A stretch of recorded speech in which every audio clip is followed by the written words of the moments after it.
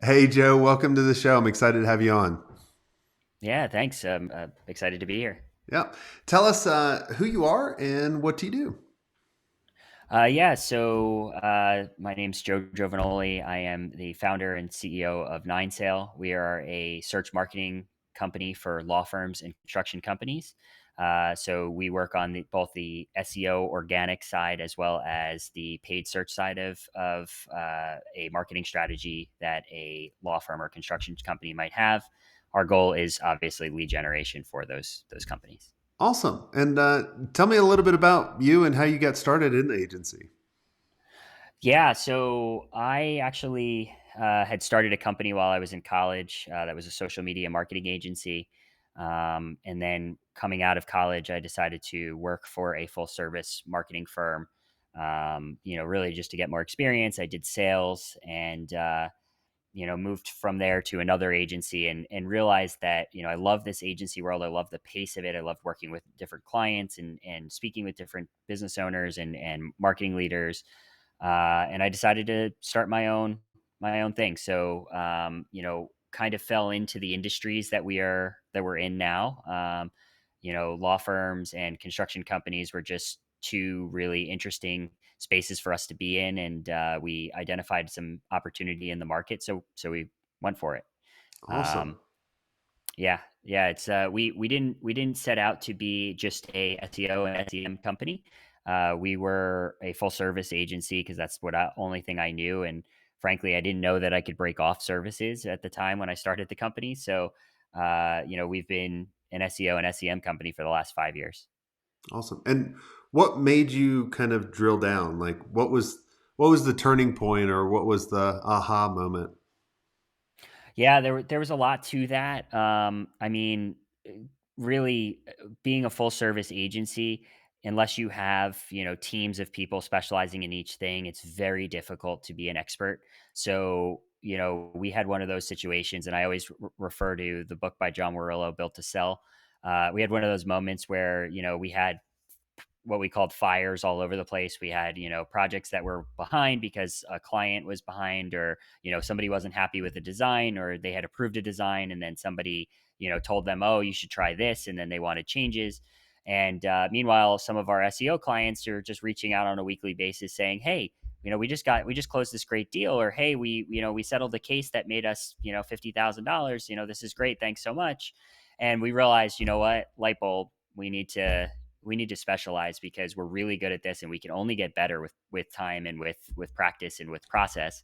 So we said, let's cut the bait and really focus on what we know.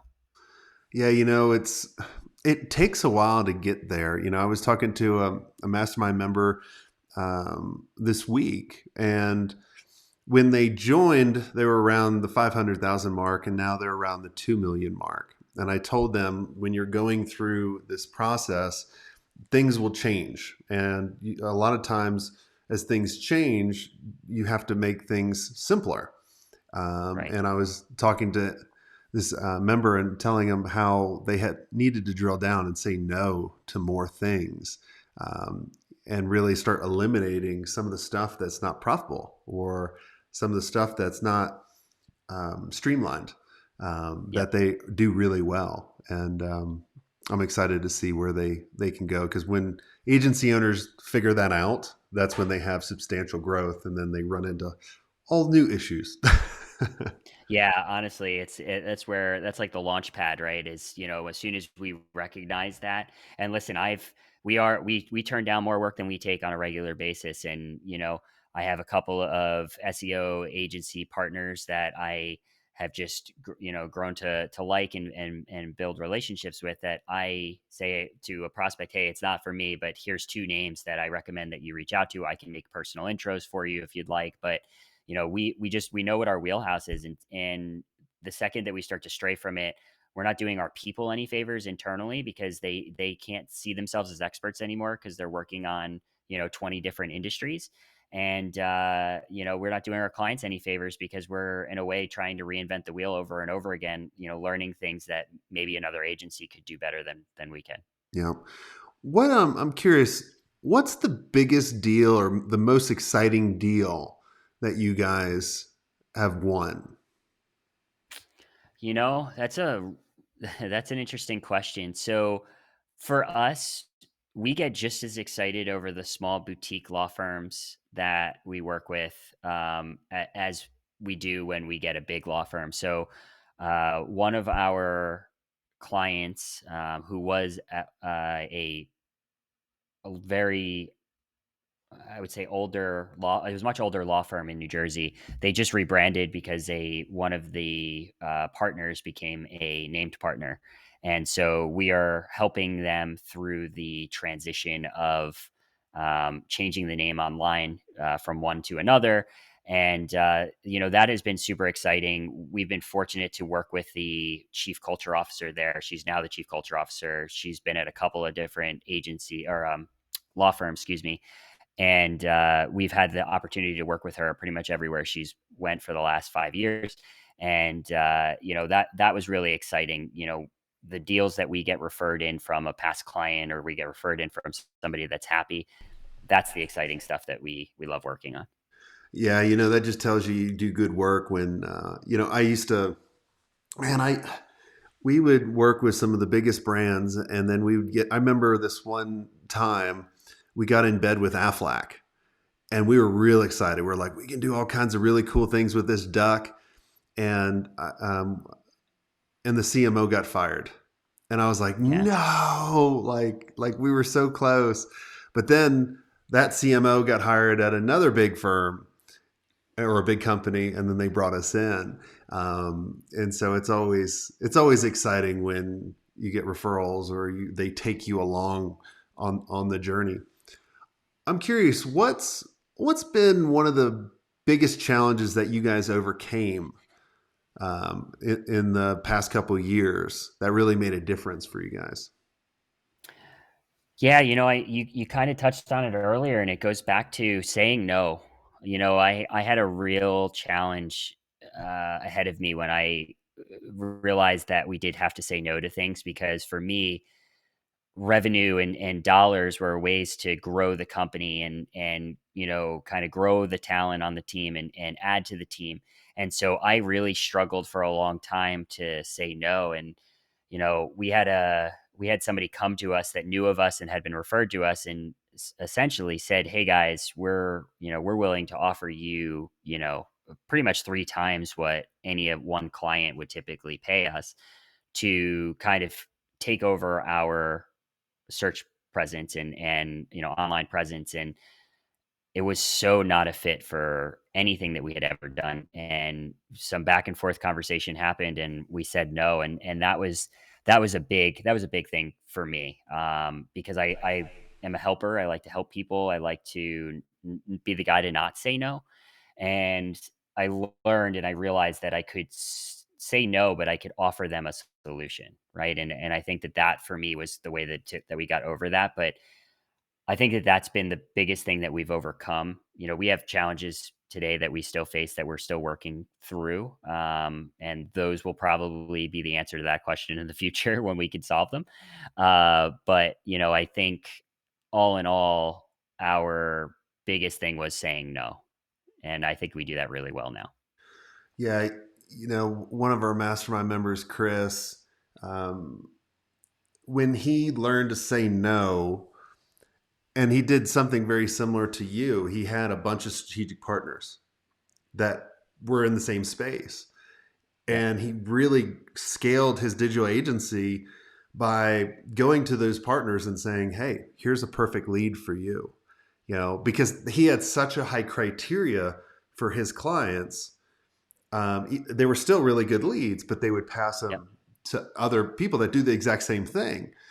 And then they would replicate back and forth. And really, what became one relationship became many relationships. And it was when they started doing that, their digital agency scaled really quick, and they really grew their agency fast. So, what's life like now that you've learned to say no? Like, what does your daily routine look like? Yeah, I mean, so we have our team kind of siloed out. They work on, I have somebody that's, their entire workload is law firms. I have actually two people that are in that way. I have one person that's just specifically focused on the contractors and construction companies. So it's been a lot calmer. And what I've found too, and we've been seeing a lot of success with this, is that our clients don't compete with one another. That's another thing, is we don't take clients on that directly compete in the same market. So we will get a backlink opportunity, and we'll be able to leverage that relationship for a couple of different clients over the course of time, because a different, it may be a good place for a blog article, like a guest blog, or something of that nature. So, for us, I think the word relaxed would come to mind, because I think that the team can feel comfortable, learning a space, and knowing that they're going to use this time and time again, rather than kind of playing ping pong between different industries. Um, but for myself personally, it's been great because growth is kind of predictable, right? Is if I say, hey, I really want to add 2 new clients a month, and I want to grow at that scale for the next year, and we want to make sure that we're getting the right size clients. For me to say no to a bunch of things isn't a big deal, because I know that, I'm building a pipeline and I'm referring things out to people, but I'm getting the people that I want, right? And in a way, now we're interviewing prospects to see if they're a fit for us, rather than, scraping to grab everything and every dollar that comes our way. I love it. Well, this has all been amazing. Is there anything I didn't ask you that you think would benefit the audience? No, not really. Other than, I would say, again, we talked a lot about, our niche and our niche, and however you want to say it. And, I think that it really is something that people fear. I've talked to so many entrepreneurs that they fear that switch, right? That change of like, oh, well, we're going to only go after this, or we're only going to provide this specific service. And we did that twice. We did that with the service, changing our service offering, and then we did it again by picking a specific set of clients. And both times it was the most nerve wracking yet rewarding thing in literally 6 months. Like it went from being like oh my God, I can't believe we did this, to, and like, are we doing the right thing, to, wow, we opened the floodgates. We told people this is what we specialize in. We started getting more referrals. We started getting more qualified leads. And we actually started to establish a name for ourselves in those spaces. And we are no longer trying to be everything to everybody. We're just trying to be everything to somebody. Right. And we are trying to be that go-to person for search marketing in these two spaces. And, especially in the legal space in and around the New Jersey, New York market, people know our name. When we are part of that conversation. Yeah, I love that. When I see digital agencies really do that, then they can say, well, it really steamrolls a whole thing in order to scale the agency, because now you can be selective of who you take on. Yep. You can raise your prices to whatever you want based on the value and their expectations. We were talking about this in the mastermind. I was asking people, I'm like, well, when do you guys raise your pricing?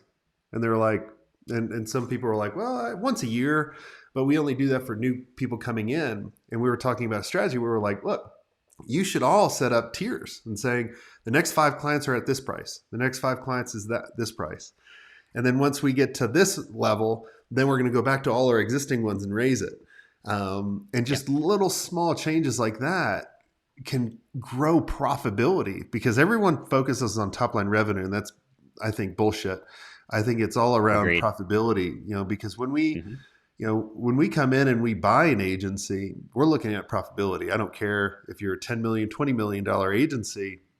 If you don't have any profit, you're not worth anything to us. Right. Yeah. Well, it's funny you say that. So we operate a little differently than that model, but I think in the same vein. So we have set 3, 5, and 10-year targets as to what our average client is going to be worth. And again, to your point, we look at both top line revenue, but profit, right? So we have it worked out where we know if they're at a top line revenue of this, we've all of our expenses are completely baked out. We know what our profit's going to be. So we've set those targets, and essentially we know now that, very similar to how, because we also run traction, very similar to how you set quarterly rocks, we set quarterly expectations as to what our clients need to be paying at that point, in order to make sure that the average of all of the clients that we have equals out to that number. So, we're really excited for that. And it is something that the entire team kind of grabs onto, because they also know that the higher the dollar figure that the client is paying, the less clients that they're managing and the more detailed they can get with their Mhm. clients. Right. So, and we try to explain this to our small law firms all the time, is that, you're taking the right step by doing the work that we're doing and working with us. But the reality is, if you were paying, 4 times this, right, you're going to have somebody that pretty much 33 to 50% of their time is going to be dedicated to just your stuff. And think about all of the things that they could accomplish for your brand if they were just solely focused on you. I love Right. it. So it's selling that vision. Yep. Tell us what's the website people can go and check you guys out. Yeah, so our company is ninesail.com. So it's the number nine sail, like a sailboat, SAIL. Check us out. We're in the process of redoing that site again. We're going to be expanding some of um, our SEO services to granularize some of the things that we do really well. Digital PR is on the horizon for us, something that we're going to be breaking down because it is pretty much the same thing as the backlinking that we do, just on a larger scale. So we are super super excited about it. But yeah, check us out at ninesail.com. Awesome. Well, thanks so much for coming on the show. You rocked it. Everyone go check out their website and reach out to them if you need it. And if you guys want to be around amazing agency owners on a consistent basis where you can scale your digital agency faster and see what's working and really have 60 plus trusted advisors to really help you out, I'd love to invite you all to go to digitalagencyelite.com and go check it out. And if it's right, we'll have a conversation and let you know. So go to digitalagencyelite.com. And until next time, have a swank day.